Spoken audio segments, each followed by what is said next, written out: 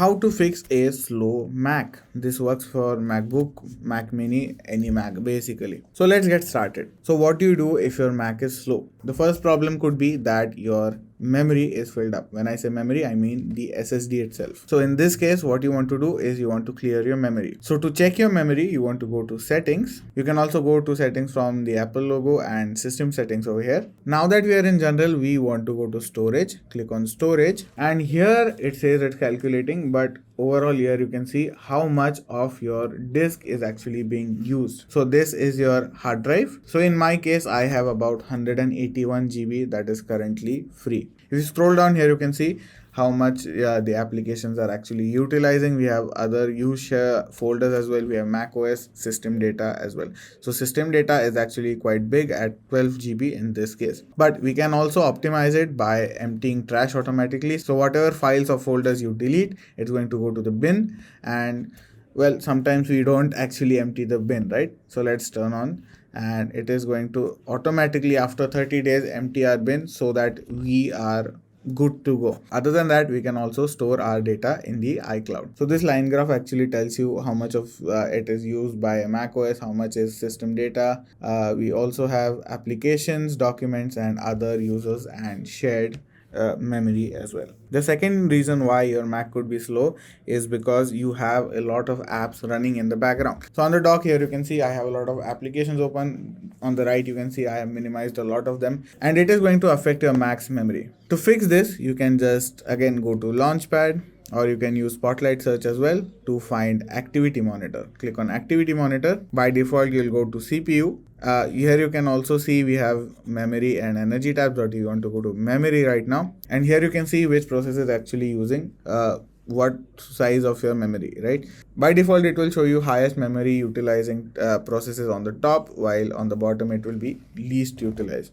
So it is going to be a descending order. So let's just say App Store is something I don't need right now.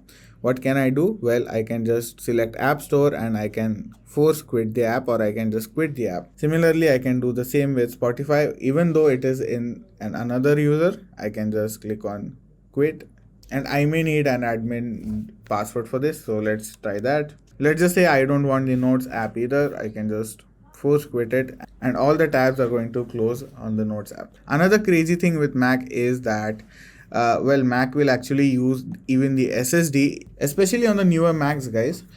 What happens is your SSD can also be utilized as RAM. How does that happen? Well, the SSDs are very fast and you won't even notice what is happening in the background, right? So even if I go to Brave Browser Helper GPU, it will show me a virtual memory size of 424 GB, which is actually compressed data onto my SSD from time to time. And how can you tell that? Well, here you can see we have cache files and swap files. So swap used is actually the data that is being used from your SSDs. So nearly 2 GB of my RAM is being used as RAM. So that is very handy, very nifty as well. So guys, you want to make sure that you are not overutilizing your memory as well. You want to just close all the processes that may run in the background which you don't know, or just close all the apps that you don't need either. So another problem that happens is you install maintenance apps, the apps that promise you that, hey, we'll clean up your hard drive for you, we'll clean up your RAM for you.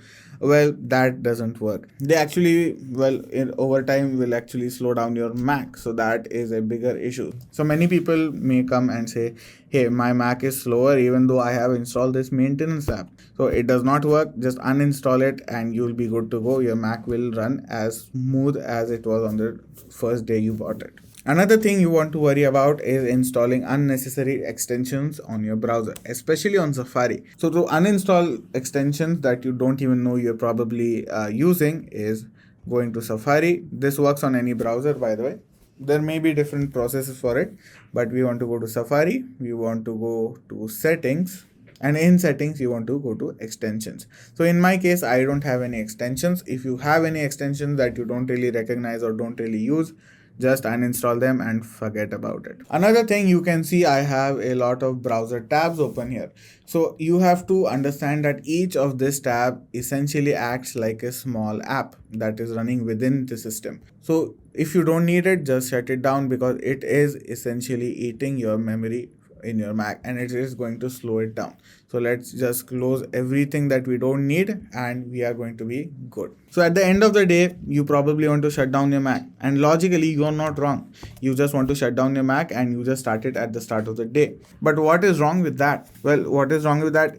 Well, starting up takes a bit of time, and secondly, what Mac does, which is very clever, it is actually going to run some maintenance tasks while you're asleep. So what do I mean by that? So Mac actually learns your usage patterns, and after it's done you learning your usage patterns, after, let's just say, you put your Mac to sleep, it is going to run some maintenance task where it will maybe clear up all the cache that is not required, stuff like that, right? Very small task, but overall the result of it is quite big. So what it does when you go to sleep or your Mac is idle or sleeping for a very long time, it is going to say, hey, while you're sleeping I might just well run these tasks. But what happens when you shut it down? These tasks are not going to take place. So these tasks are going to back up, and when they back up, what happens is when you're actually using the Mac, they might get started and your Mac might feel slow. So that is one of the problems that could happen as well. Another thing you want to worry about if your Mac is slow is login items. Well, login items are basically apps that start the moment you log into your system. If you don't need multiple apps to start up as soon as you log in, well, we can just go to settings. Let's look at login items. And in login items here, you can see we have Olama at the moment. So I really don't want Olama to run the moment I log into my user. So I can just click on the minus sign and it is going to disappear. So every time now I start my Mac, it is not going to actually say, hey, I want to run Olama while we are logged in. Olama immediately is not of any use to me, so I can just stop it. If I want to actually, let's go there again under general and login items. If I want any login items to start, I can just select an application. Let's just say I want Freeform, for example, to start when I log in to my user. It can be added very easily as well. If I want to remove it, again I can just select it and click on minus. Guys, if your Mac is running hot, this could also create a problem, because if your Mac is running hot, your CPU is going to start slowing down because it doesn't want to overheat itself to avoid any damage. So what can you do in that case? In that case, you want to go to activity monitor. Let's type in activity monitor, and again you want to go to energy. In energy, you want to see any app that is taking up an significant amount of power, and if you really don't need it, just shut it off. If you don't need all the apps that are running in the background, shut them off as well. Other than that, you can see energy impact here as well. Every time you open up an app or if it is running in the background, we also have battery for the last 12 hours and remaining charge over here. Then if your Mac is running slow, it could also be your hard drive. To fix that, we can just go to disk utility. If you have it on dock, here you can see that's how it looks, or we can just go to disk utility in Spotlight, and here you can see my hard drive comes right up. And on the right side here, you can see we have a first aid option. Let's click on first aid. Run first aid on Macintosh HD. HD is your hard drive. Let's just say run, and it says verifying the startup volume will cause this computer to start responding, because it's going to make sure everything is working fine. So it might freeze because it's going to use a lot of your memory and your CPU. That is something you can also do. You just want to go to disk utility and first aid. Another thing you want to make sure of, you clear off all the browser data you don't need from your browser. To do that, again we'll go to Safari. Go to Safari and then settings, and then once we are in settings, we want to go to privacy, and under privacy we have manage website data. Click on manage website data, and here you can see all the data that has accumulated over time. Let's just say I don't want multiple ones. If I want to just select multiple ones, I can just press command and hold, or you can just remove all from here as well. Let's just remove all for now. Remove now. And this is all your cache data, right? It is actually eating into your memory again. So that is not required. You can just remove it all and it can just come back as required. Cache is going to just accumulate and slow down your Mac or any computer for that matter. So these are some things you can do if you want to remedy a slowing Mac. If you have liked the video, drop a like, share and subscribe. Hope this was helpful. See you in the next one.